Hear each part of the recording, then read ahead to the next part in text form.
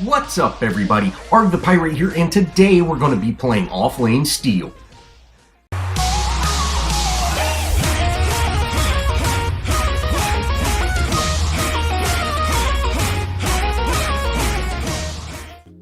Now I want to real quickly go over this Steel deck. I started with the Arch Magnus card instead of the Centurion, just because I wanted to get a little more damage. I've got a health potion and a healer token. Now let's get into the real cards. I start out with a 6-point Adamant Edge with 1 in health. I do have a Brawler's Ward, but I'm trying to step away from wards because of the new update, and I don't think people will use them near as much. But I have a ward for that early game, and then I can upgrade it later. Next, I will get a Windcarver's Blade with 1 in attack speed. And then my final cards are a Whirling Wand, all power, with 10-point total.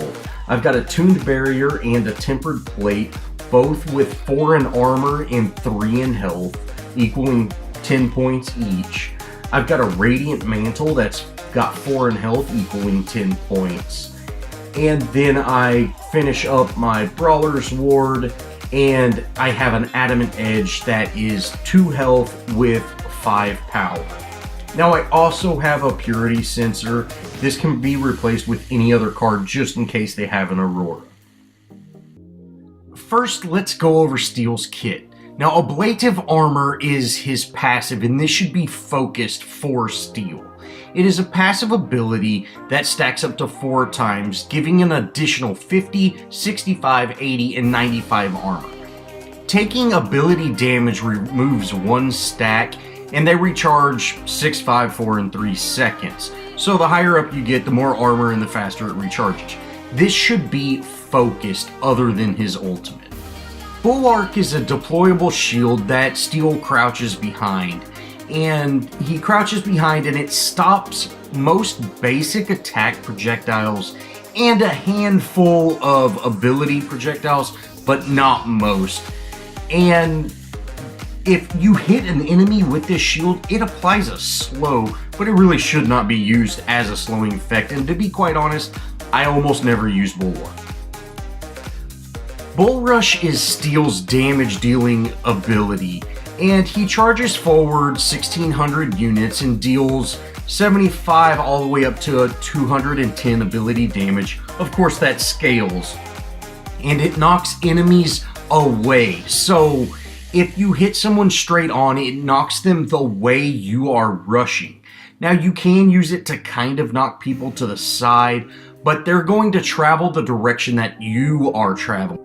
Now, Steel has a built-in wombo combo. He can use his Shield Slam, which is his ultimate, and it deals 210 all the way up to 430 ability damage, but it also applies a 2-second stun. This can be used in combination with his Bull Rush to knock enemies, to isolate one enemy and knock them towards your team and keep them stunned for a good period of time, allowing your team to get the kill. Now, for the heroes that have a handful of cards that want to get more into building a deck, there are a handful of cards I could recommend, such as Thermo Bond, Quenching Scales, or Honor of the Pure to give a little more sustain and help in team fights. But you can have offensive cards such as Stinger Boost and Jewel of the Apostle. Jewel of the Apostle makes Steel one of the highest damage engagers when it's used correctly. Now, how it works is when you activate it, for 6 seconds you gain damage or power equal to 35% of your ability armor. Now, this is great when you have 4 stacks of your passive ability armor and you're able to use that Jewel of the Apostle, engage with your Shield Slam, and then use your Bull Rush. This will do a massive amount of damage, as well as, it stuns everybody that you're hitting, so your team's really able to capitalize as well. So they'll be at half health because of your abilities, and then boom, your team's able to just really melt everyone. I don't actually use Jewel of the Apostle in this build just because I don't have it on this low-level account that I'm making this video on. So, you know, you'll kind of see where you'll be without that card, but if you have it, I would highly recommend using it. Now, I don't typically play Steel in that off-lane position. I really like keeping him as a full tank and going in that support position and really, you know, sticking by my carry so I can always be in the action. And if you're in a solo queue or just in, you know, a 1 or 2 person party, it's really hard to become a frontline fighter if you're not in communications with the rest of your team. So you just kind of have to keep your eye on things, and you really have to focus on your lane. I actually end up going and helping out our Murdoch, who was out of position in this game, and I left my lane for just entirely way too long, and since no one did rotate over and cover my lane, they end up downing our tier 2 fairly early on. Although we did come back and manage to do fairly well in this game, it was kind of painful losing that tier 2 that early when I would have been just fine staying in my lane because our Murdoch ended up dying and I wasn't able to save him. Now here at 9 minutes into the match, I've got my lane pushed pretty far up, and it's just the enemy Muriel that is, you know, counter pushing me. I head over to mid lane to try to get a gank. Now, I wasn't able to get that Revenant, but I am able to do some severe damage, and we're able to combo this Belica fairly well. Now, she does end up getting away, which is just, oh, that's embarrassing. But we end up taking out their carry, so we lose out on that kill, which we should have had, but you know, taking out an ADC is way worth it. We have 2 Muriels, which is fairly uncommon to see, and one of the things about having Muriels on your team is team fights can last so much longer because people don't take near as much damage, and if you have a good Muriel, they're going to shield you before the damage really starts coming in. So, like, my shield slam and my bull rush can be completely negated by, you know, on the ball Muriel, which they're going to get stunned and displaced, and hopefully our team can capitalize on that.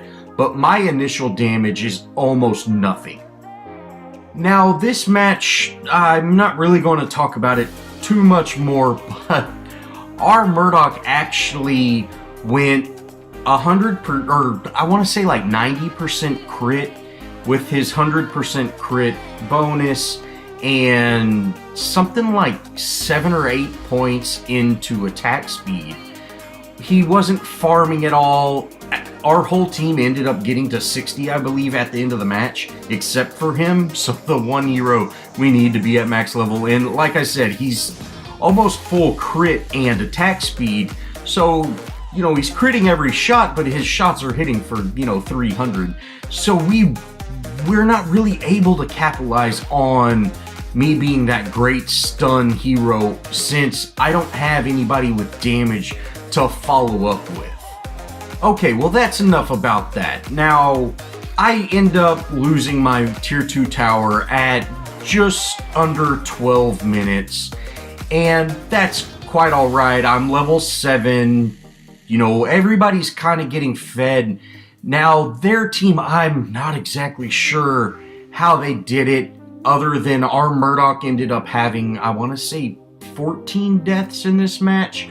But their entire team at about the halfway point is almost 8 or 9 card points above our entire team. And this is really painful to, you know, us. It's very, very hurtful. Now, Steel, one thing about him is, other than his bull rush and his shield slam, he doesn't offer just a ton of damage other than, you know, just swinging his fists.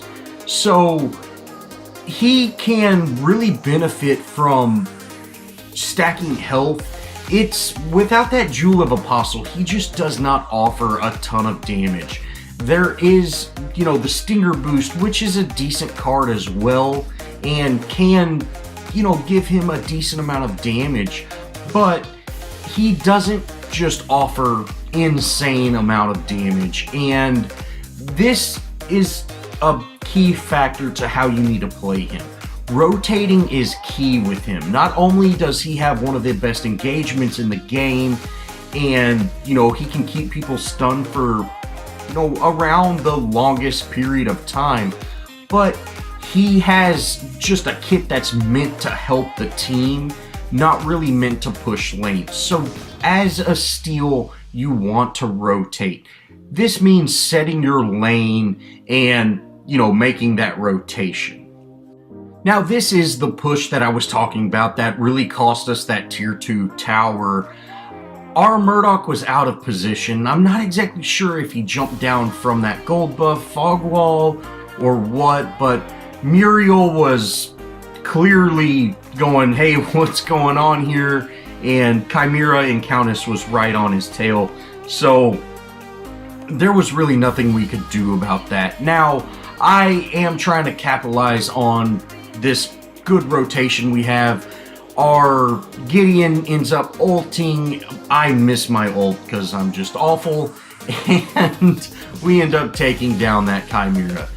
Now, we did trade a ADC for a jungler, but at least we did get a kill. But as you see here, with that giant rotation we had on just 2 heroes, and then that Muriel ulting in, we end up losing this tower, and it's really not worth it. And this is really why I like playing Steel as that support. If I was there, I don't feel that Murdoch would have, he might have still been out of position, but I would have been there, in being that pain that I am. He would have either been able to get away, or we could have actually turned that fight around and got a kill. But all said and done, hey, it's fine. We lose that tier 2, but I'm going to get back in my lane and start trying to get my lane set so I can rotate some more. Now, I am in comms with our Muriel, so I am able to push up and really get some damage, and I'm not too terribly worried about being rotated on because I am Steel after all, and I can always call out and say, hey bud, shoot me an ultimate. Now, I end up getting this Muriel kill fairly easy. She was trying to tank those minions, and I was able to ultimate her, and she actually died from the minions before that bull rush went on. Now, I was thinking about leaving, but I went ahead and said, hey, I did take out Muriel. Decker's probably not going to go after me. She'll probably go after the minions and kind of leave me alone. So I just wanted to go back in there and do a little more damage to that tower. Now, we did get a 3-man kill right there, and unfortunately, we just don't have any lanes being pushed right now. Now would be the perfect time to get a lane pushed, but other than mine, our lanes are set pretty poorly. So we didn't capitalize on that 3-man kill, but we did get some damage on that tier 2. Now here at 23 minutes in, we're kind of just waiting for really something to happen. Now I see this Muriel and she's taking out a ward, she's not paying attention to me, and I go in, start doing a little damage to her, and then I see Countess show up. Now, my team says, hey, we're here, so I'm not worried about backing up. I end up missing my ult on Countess again, but luckily Grux was able to grab her, and Gideon ends up getting his ult in. Now, I want to focus Chimera, although Muriel is probably a better choice.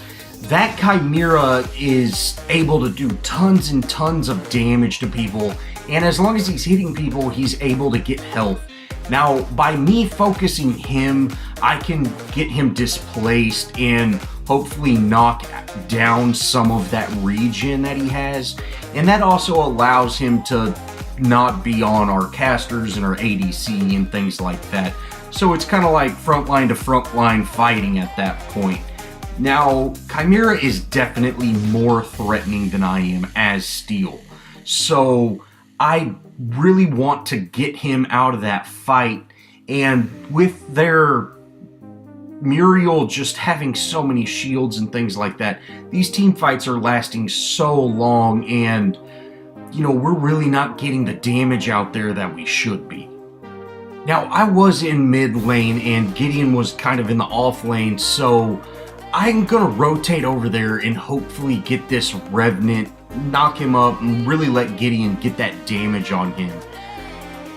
Revenant does have black buff, so that is kind of a concern, and I was getting far away from that Revenant, but we end up really going in right here with Gideon's ult. Now, he wasn't doing it quite high enough off the ground, so Chimera was able to easily stun him out of that, and I just say, hey, y'all get out, we need to get out of here, and we end up taking a death right there. But Belica was out of position. She ended up coming into that fight just in a bad way, and me and Grux are able to really get that kill on her. Now, Chimera is going after our Muriel.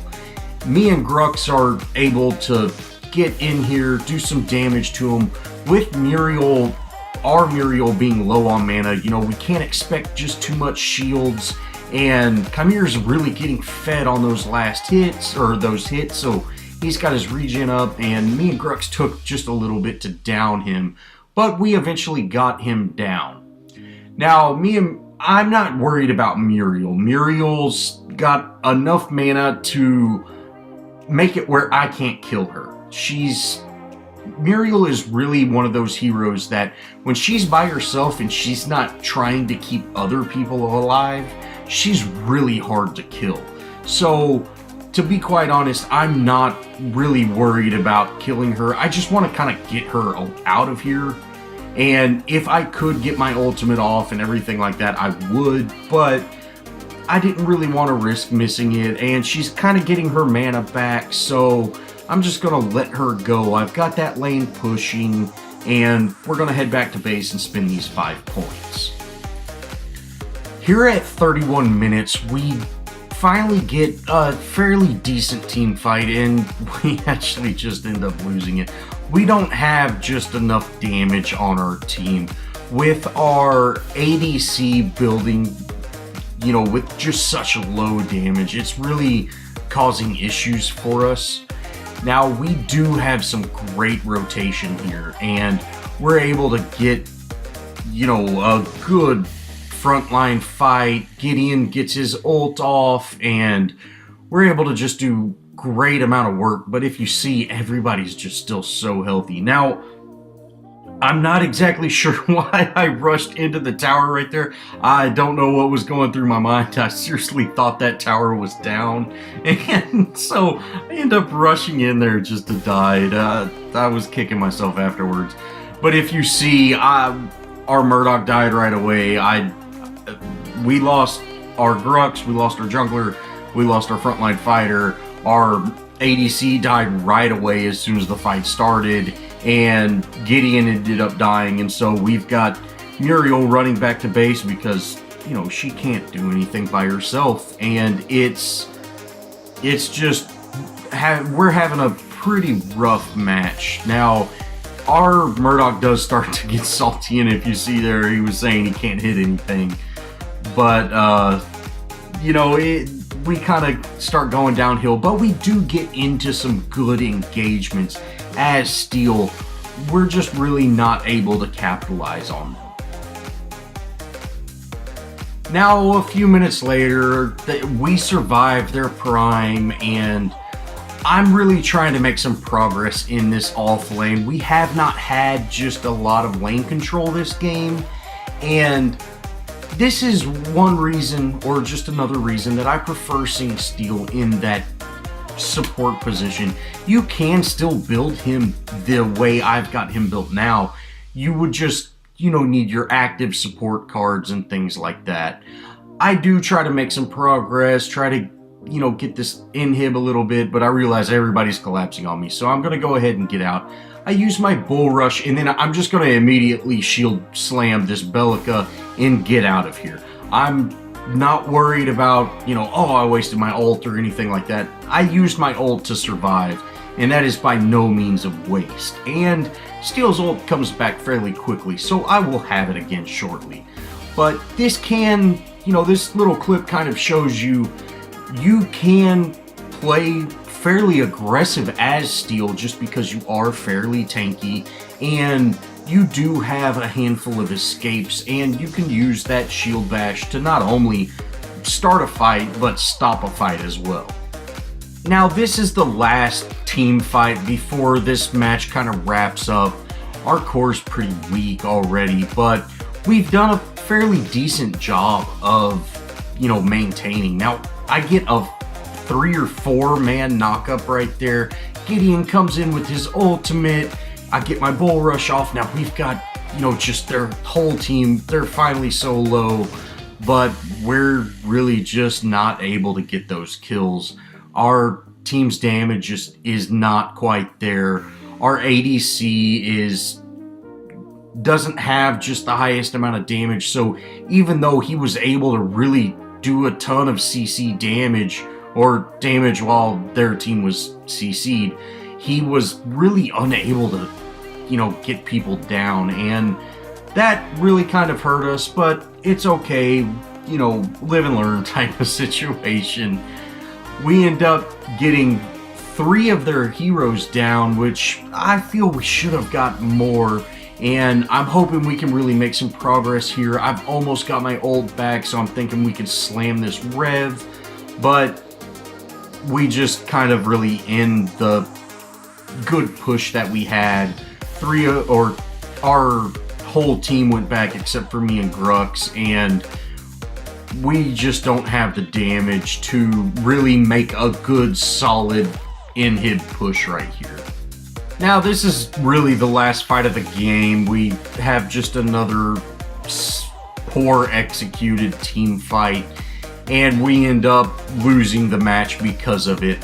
But Steel, although this was not the most glamorous Steel gameplay, he does make a decent offlane fighter.